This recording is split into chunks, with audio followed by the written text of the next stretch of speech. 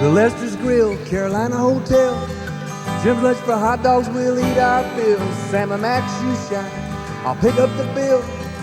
California sandwich shop, we'll find our thrill. Down on Hamburger Square, Hamburger Square. Some of my favorite people down there. Down on Hamburger Square, Hamburger Square. Sam and Max and little Lester's down there. Got something can't be taken away. The power of love, baby, what I say. Max Corner Grill got the mystery mounds. It's Blumenthal's and you know you're downtown. Down on Hamburger Square, Hamburger Square. Some of my favorite people down there. Down on Hamburger Square, Hamburger Square. Sam and Max and little Esther's down there.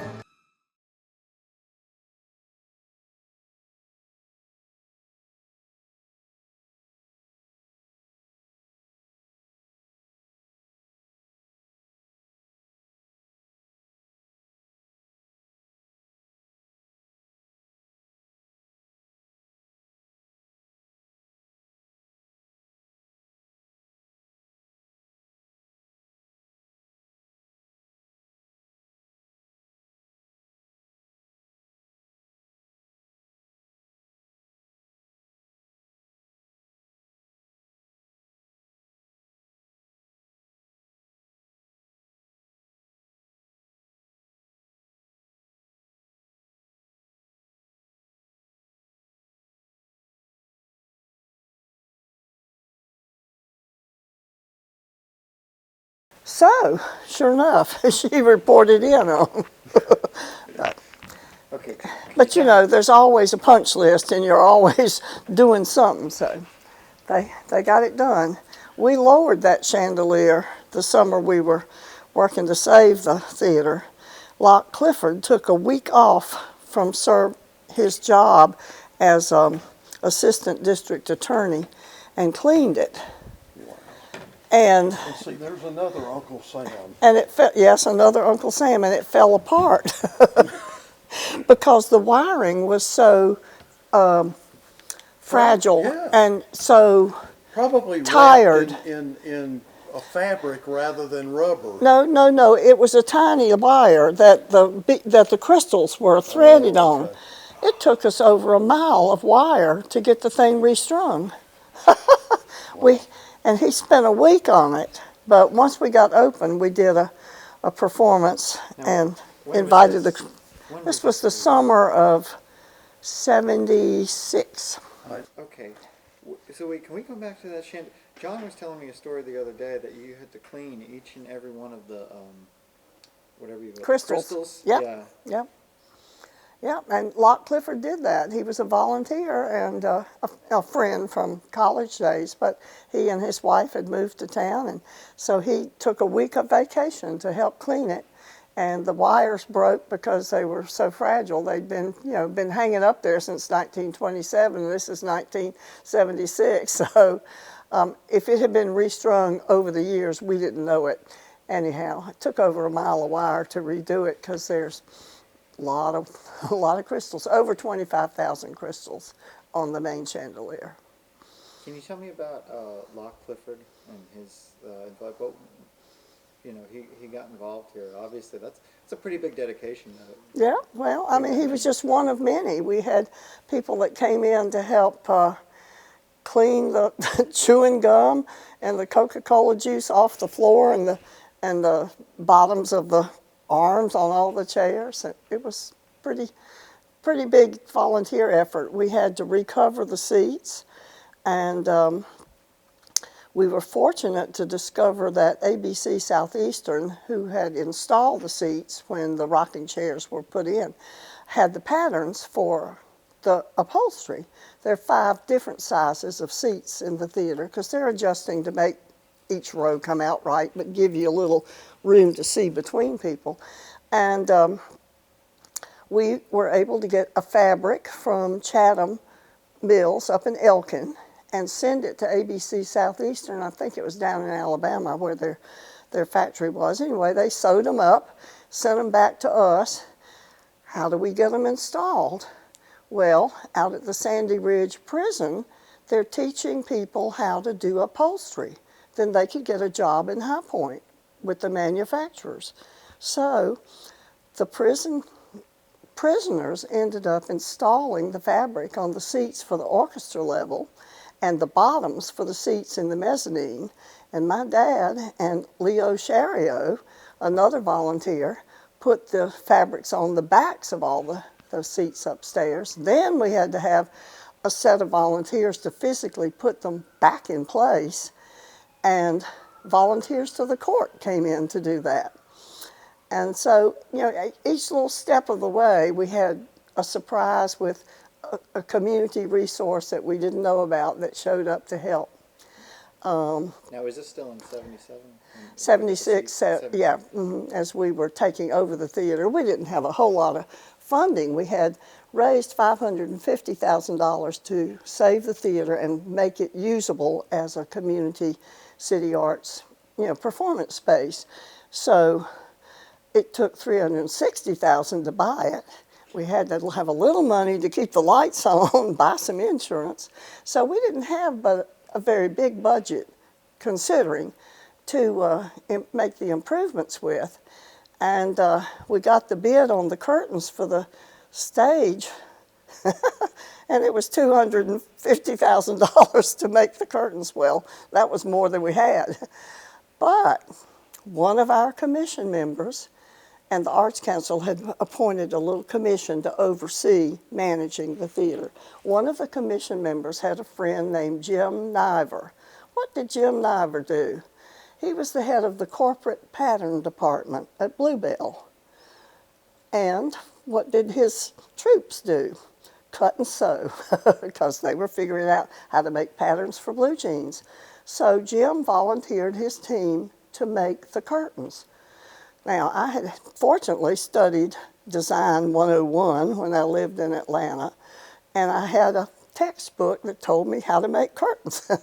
These just happened to be 35 feet tall, as opposed to what you might put in the windows in your home, but the same principles, how to pleat them, how to calculate how much fabric you needed.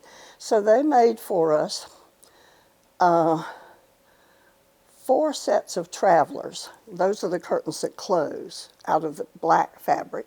They made 4 sets of the little fringes that go at the top of the stage. They made 6 sets of legs to go along the sides.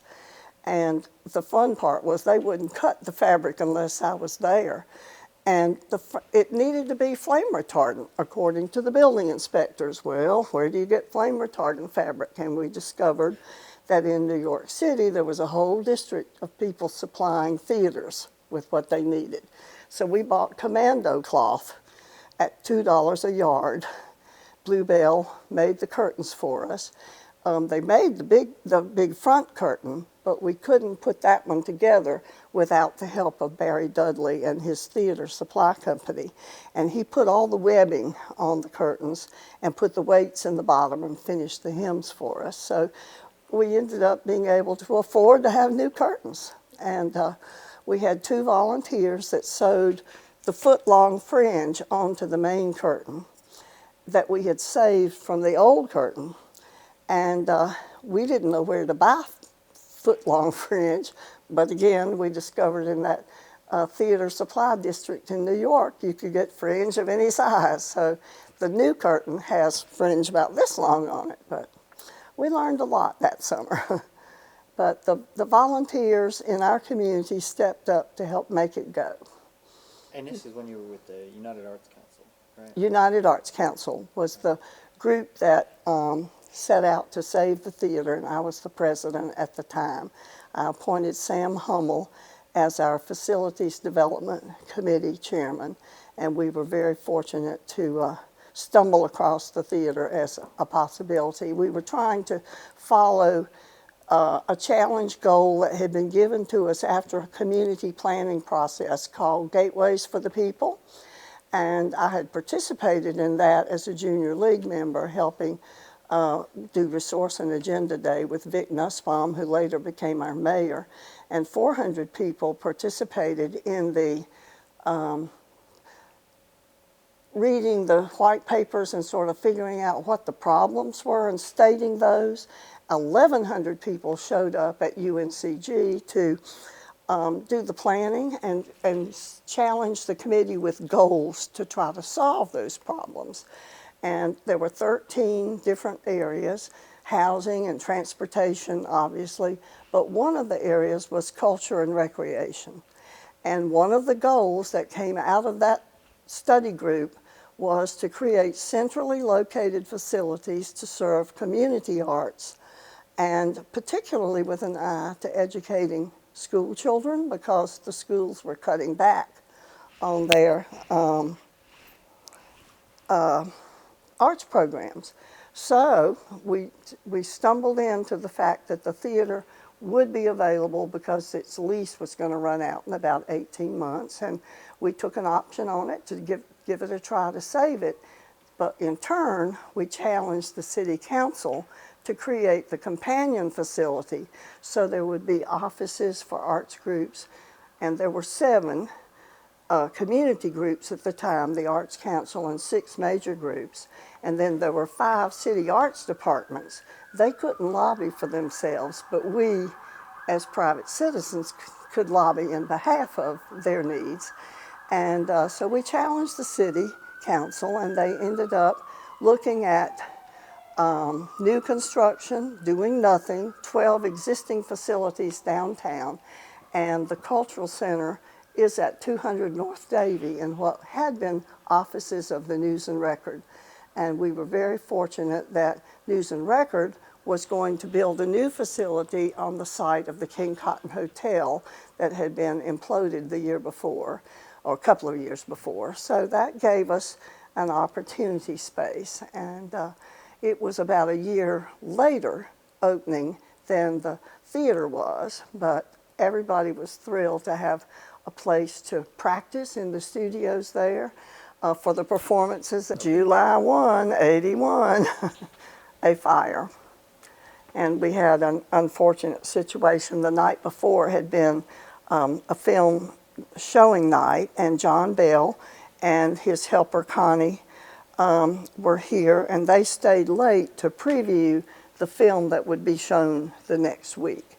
Films came in on the big reels, and we were using the 16 millimeter, the big 35 millimeter projectors at the time, and they had to look at the film and see that everything spliced together properly. So they stayed along with the projectionist to preview that film, and probably left the theater in the 2 o'clock time frame. And somewhere in that evening, the person that ended up setting the fire slipped into the theater and stayed when everybody else left. And as John and Connie locked up at 2, they didn't know that person was here. And they collected up fabrics and paper from all over the theater and put it in one of the stairwells. Early the next morning, a volunteer for community theater came along to pick up some costumes which were stored upstairs. And they heard a noise and it scared them, and they ran out and left the door they had come in open, one of the front 3 doors. So when the fire department got the call from a lady who worked next door at the Frank Holder Dance Studio who saw the smoke, they came quickly, and they could actually get in, surprisingly, because that door was unlocked. But they were able to put a lot of water in the theater. It took several hours to get the fire out because it had time to really spread. It went up that stairwell, and so had the person who had set the fire. She went up to watch it, and Chief Tom Lemons told me, that probably it was over 1,200 degrees. It would melt brass. The fire was so hot in that stairwell. So she didn't have a chance to survive. But they didn't find her remains until about 11 o'clock that morning. And I got a call maybe around 9:15 or 9:30 to come. I was at home working on payroll for the Mantelworks restaurant. And Carter Cooper was coming to his little shop downtown and went to the shop and called me. It was way before cell phones. So, communicating was tricky. After they discovered the human remains, Chief Tom asked us if we would please check to make sure that we could account for any staff members or volunteers that might have been scheduled to be at the theater. And we were successful in pinning down everybody, and that's how we learned about the community theater volunteer that had come here and been scared. But fortunately, no one was missing. Unfortunately for the family of this lady, she was missing. And the mother and her sister reported into the police station that evening that she was missing and that they thought it might be her. And sure enough, it was. She had apparently had some tendencies to want to watch fires burn at an earlier time. So we were fortunate that when we took over the building inspector came to look at it with us before we made the commitment to try to save it. We wanted to make sure structurally that we weren't getting into something that we couldn't handle. And he spent a couple of hours looking at every corner of the building up in parts that you don't normally get to see. And we all sat down for him to give us the report, and he said, well, and there was this awful pause, and we thought, oh dear, it's going to be a problem. And he said, I think it would take you triple to tear it down. It is so well made. But, he said, there are things that are not in compliance with today's building codes that you will need to tend to. Some of them immediately, some that you can do in stages out in the future. And the things that he was most concerned about had to do with flammability of fabrics and materials in the theater, hence the curtains that needed to be flame-proof. And he was also very concerned about some structural issues. At the time that we were looking at saving the theater, had very handsome wooden doors with glass panes in them, which had been, I guess, the style in 1927 when the theater was built. But clearly, they weren't fireproof.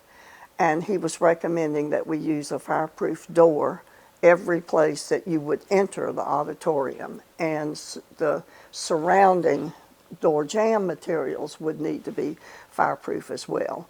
So we ended up ordering, with the help of our builders, treated lumber from a place in South Carolina because it wasn't available locally to us at the time. And we used that in the loggia areas where we had to build the lambrequins and things to redecorate with. And all the doors came from hardware distributors and were flame retardant, and the surrounding materials we got were treated. And so when the fire occurred, they reported to us that we were maybe 30 minutes away from the fire breaking through those materials into the auditorium. And it had been burning close to 4 hours at the time they got it out. But it was a 4-hour treatment, so hello, it did the job.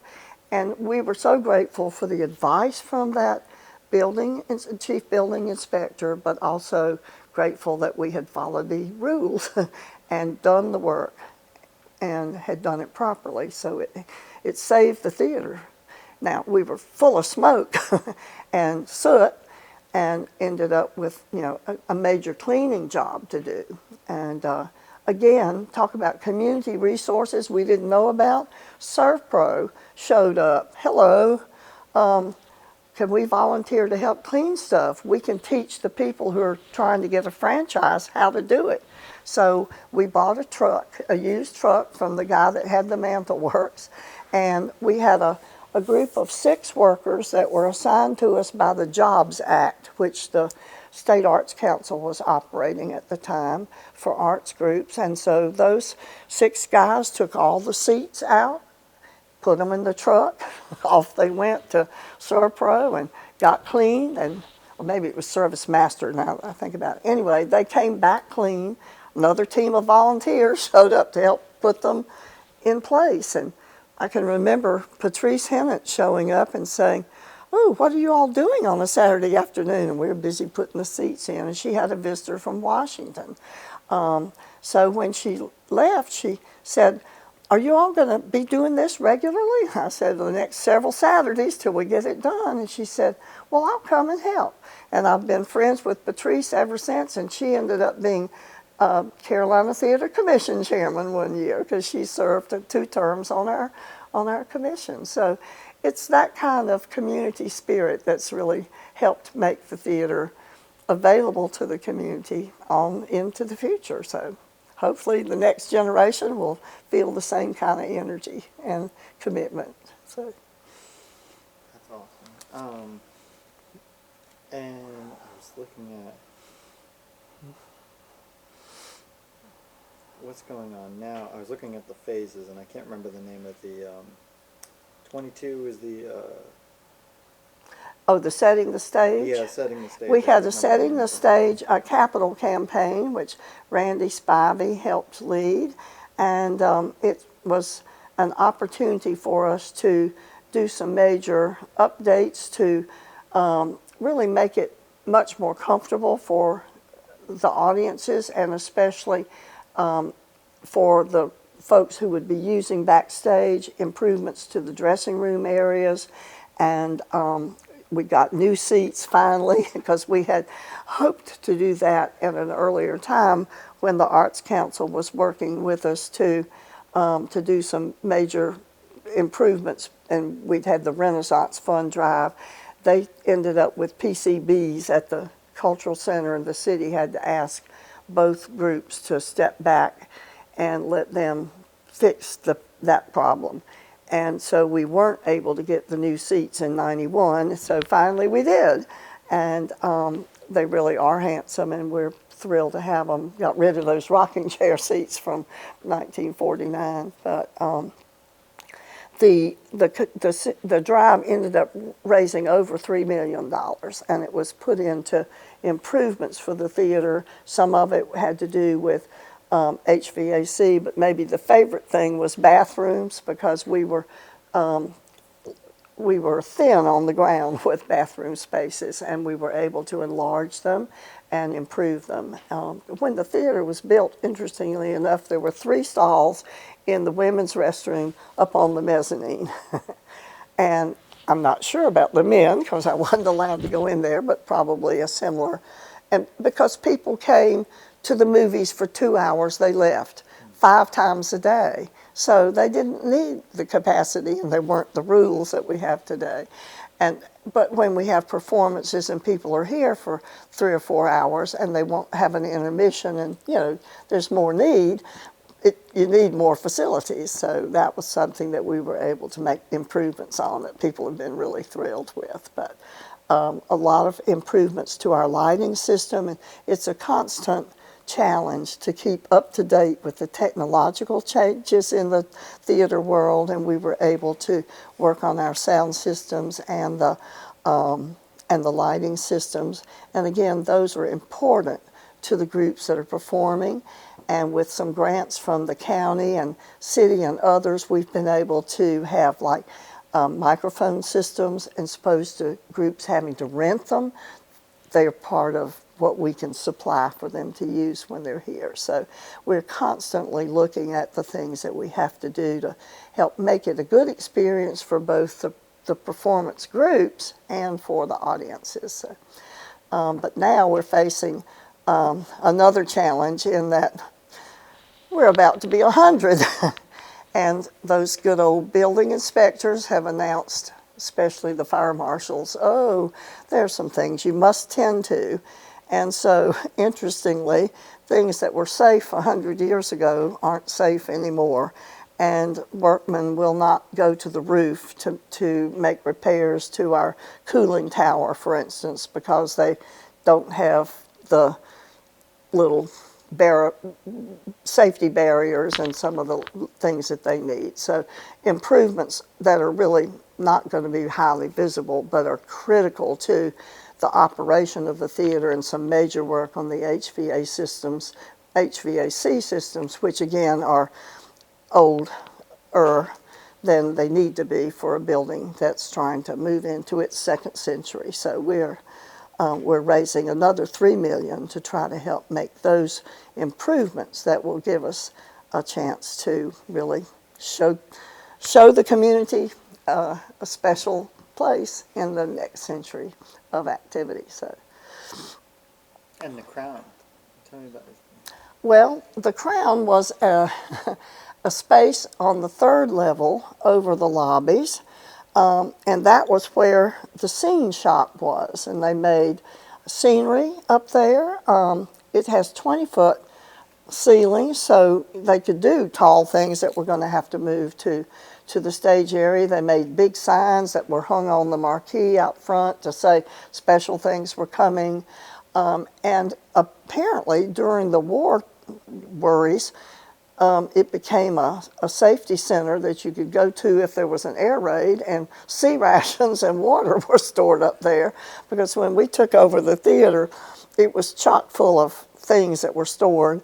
And Sam Hummel, who was our facilities chairman, persuaded Dan Hinkle. His wife, Boots Hinkle, was our Greensboro Beautiful director, and Dan was, in fact, an active member of the Seabees Reserves. So he brought the Seabees, and they got the big construction dumpsters out front, built chutes out of the windows from the third floor down to the street level, and disposed of all the stuff that was stored up on the third floor. So it really was sitting there for a number of years, available to us for the occasional things we needed to store, but always a space that we wished we could figure out something special to do with. And over time, the idea came along that a black box theater up there would be really a nice asset, because not every group needs the big stage. Not every group can afford the big stage. And we thought it would make a good space. Once we had the elevator in place, it really was accessible to the public. And that elevator had been put in that 91 series of improvements that we made. So we have, with the help of Keith Holliday, who was working here at the theater at the time, and some really key donors that cared about that space, we were able to assemble the funds to do it. And in fact, Pat Tillman, who's on our school board now, brought a special guest who was doing some work with the Anderson Studios, Alderman Studios over in High Point, and that person headed up the U.S. component of a Belgium company that made a goo that you could level concrete with. And they wanted to know if they could make a testimonial film doing it up on the third floor, to be able to have something to show at trade shows about their product. And so we said, ooh, that'd be wonderful, because that was our biggest problem. The floor was unlevel concrete. And a civil engineer checked to make sure that the theater could support the weight. Well, all that steel and concrete would support the weight of one more layer. And they came in and did the project, and suddenly now we were in position to be able to actually turn it into a usable space. And that was a wonderful, again, surprise gift from somebody out in the community area that saw an opportunity to help us. And so it turns out that we now have a really nice black box theater up on the third level, and projection space. One of the things we did in that last improvement set of activities with the $3 million funds from setting the stage was to add a an upper balcony where the technical crews can be so that they are doing sound and lights from above, and it gave more floor space for audience and activities in the Crown space. But it's a wonderful opportunity space now, and our jazz musicians in town tell us it's the closest thing to a loft in New York that we have around here. They love to play in it, so we hope people will come and try out the Crown. Is there anything else you want to tell me about this theater that we haven't discussed?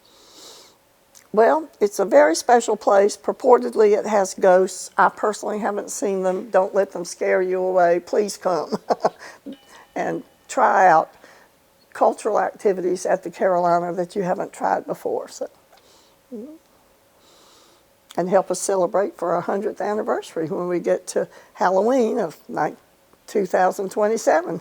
I was going to say, is there anything planned for the 27 year? We have a committee that's working on plans for a centennial year of celebration, and we'll have a big start-up at that Halloween weekend. And then we'll be doing things that are reminiscent of early times and showcasing all the kinds of things that can happen here and make it special. So, I was going to say, we're going to show any silent movies? oh, absolutely. Thinking of that on the way here. That's right, yeah. And we are fortunate in that our Robert Morton organ is in place and playable, and that's really thanks to the Piedmont chapter of the American Theater Organ Society. And we're very fortunate that they were already working to keep the organ in good heart even before we knew that we would have the opportunity to save the theater. But they've been partners with us all along. Very few of the theaters that had organs like that have them still. We're one of very few in the country. And the summer that we saved the theater, the League of Historic American Theaters was formed, LHAT, and they have been a great resource for groups that started out to save them. So we do have something like 1,100 theaters across the country that qualify as historic, but probably 95% of them are owned by an institution or a municipality. We are one of the 5% that are standalone, free-standing. And the Arts Council spun off the Carolina to be its own nonprofit organization in 2006, which gives us latitude to do our own fundraising, and that's been helpful because the council has a lot of responsibilities. Remember I said there were 6 groups back when we saved the theater? They got over 95 groups in the Guilford County that are considered nonprofit arts groups, and so the challenges for the Arts Council are many, and it's been a good thing for us to be a standalone nonprofit organization able to really work hard at what we need every day. So. Yeah, there's a lot more to cover, I think.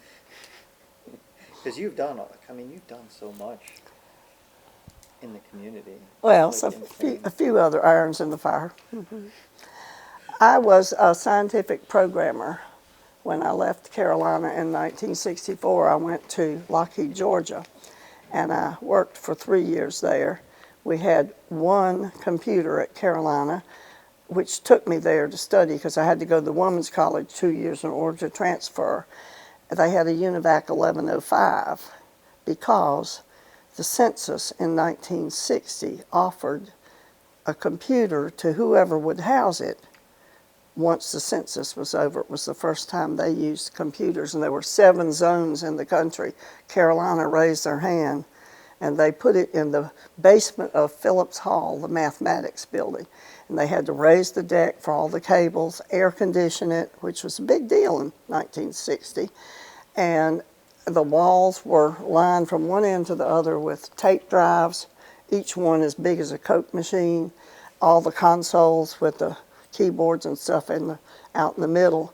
And I saw that when I was a senior in high school because I was in a test pilot program for the AP, what became the AP program, Advanced Placement. And I took Chemistry 101 as a senior in high school. And they took us to see the chemistry building in the spring of my senior year. And while we were there, they said, oh, let's go look at the computer, because it was very novel. And I said, that's what I want to do. So I studied at Carolina, math, have a BS in math, and then I went to Lockheed. And so for 3 years, I'm a scientific programmer with, dealing with automated machine tools. And then I got married, spent 2 years in Boston, came back to Greensboro. There was no job for me because there might have been 3 computers in Greensboro by then. So what did I know something about? The arts, because I'd been at it all my life. So I thought, okay, that's what I'll have to do. So I pitched in to help do, and within a year I was president of the Eastern Music Festival Auxiliary, and I did that for 4 years, and that kind of led to as I became a member of the Junior League and dealt with this community planning process, I got elected to be the new president of the Arts Council, and they handed off that goal to fix up the community and city arts with places to perform and to learn. So, then I was up to my neck in it. So, along the way, here came 1976, and the whole business of trying to celebrate 200th anniversary of the country. And Gene Messick and Bob Williams and a couple of others had a prototype Fun Fourth Festival in 1975 in the 300 block of South Elm, where Bob had the Mantle Works restaurant. And I helped as a volunteer. And so in 76, that was the big celebration. And in 77, now I'm president of the Arts Council, Jim Melvin came to me and asked if the Arts Council would be willing to carry on Fun Fourth Festival. He thought it was really important, having seen what it did to bring the community downtown in 76. And so the Arts Council took it on, and we managed it till 81 when we handed it off to Old Greensboro Preservation Society, which I got involved with. And, having grown up with Old Salem, preservation made sense to me. So I ultimately became president of Old Greensboro Preservation Society for 4 years, and we chipped away at, so I just sort of one thing led to another, and I stayed at it. My children said it was a really good thing that I had something that took me out of the house and I didn't overmanage them, and they could actually be normal. So I said, gee, thanks, BC. But what they said was if I had put all of my energy into them, they'd have been stark raving mad. So, oh well. Did you get a chance to talk about Betty the Farmer, too? Oh, I haven't talked about Betty the Farmer, but that could be another day. Okay. Do a Betty part 2. We'll definitely have to have another day. Okay. Yeah, I think that There's just too much. would. Yeah. Well, Bill Berkeley and I ended up being interested in preservation. He asked me if I would help with the boxwood, and we owned that from 87 to, we finally sold it 2 years ago, but we had 4 properties there that we hung on to, because that was the last spot where College Hill actually touches Market Street. And the NHD Wilson House is one of the 10 oldest structures in Greensboro. So we thought it was important to not let that corner get torn down and another bank or whatever on that corner. And, I just sort of, I consider this a preservation project right here. No question about it. Yeah, but I helped Bob run the Mantle Works for 3 years, and I learned that I didn't really want to be in the restaurant business for the rest of my life, but yeah, it was an experience. So. It doesn't take long. No, yeah, but then I got involved with Dick Ryan and a group that bought the Bluebell building, and I ended up being the 94% owner of that building over time. Garnet Hughes and several others were involved. And that was an anchor building for the historic district. And in fact, Old Greensboro was cooking along so well that City Manager Bill Karstafen called me one day and said, "Betty, y'all got to slow down. The north end of town is suffering and you're making them look bad." And I thought, well, that's not our fault. But, Tell them to keep up. Look at it right. now, yeah. Yeah, so, so off we go. But I've served on the task force for the Tanger and whatever, and it's just, there's one thing has led to another. We've made progress over the years. So. Well, your footprints everywhere. Your fingerprints. I Fingerprints, should say. maybe. Well, the point is, one person can't do the things that I've been able to lead. It takes the community. And that's what's been so pleasing to me, to be a part of a community where people step up and are allowed to. And that's what I learned back when I was the head of that Easter Music Festival Auxiliary. People that would move to town were instantly welcomed, and we took them in as new members. They got to meet people, go to little meetings, go to the concerts in the summer. They felt accepted.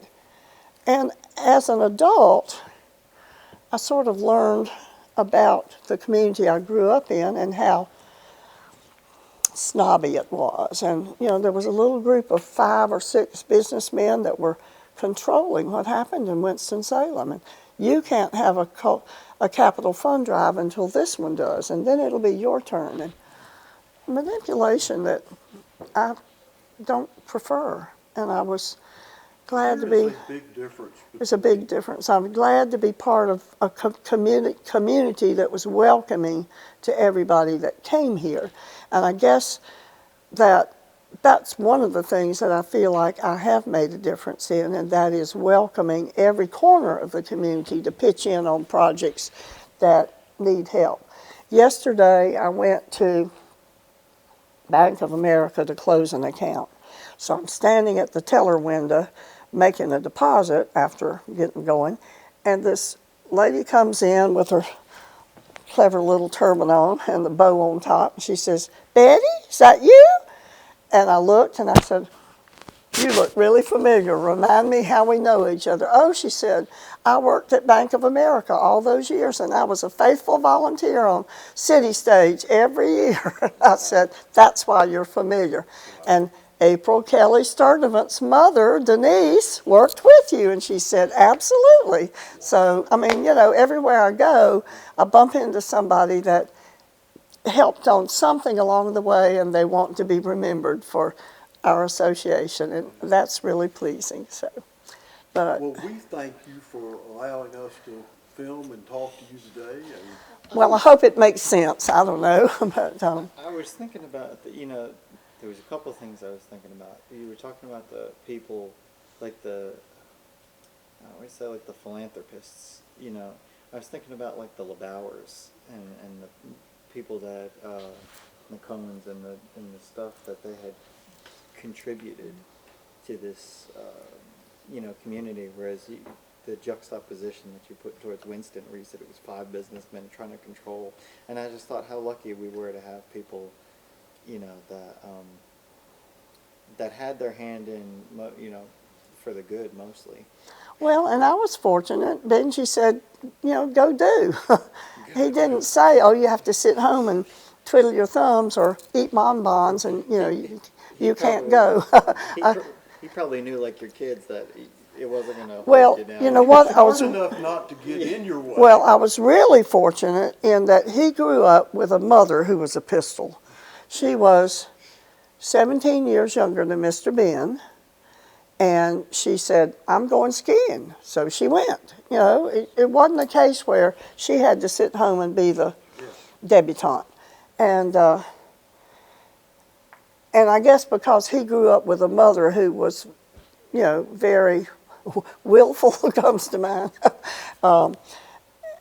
he didn't expect me to sit home or do nothing or wait for him to tell me what I could and couldn't do. I have bumped into a lot of people along the way who had to say, "Oh, no."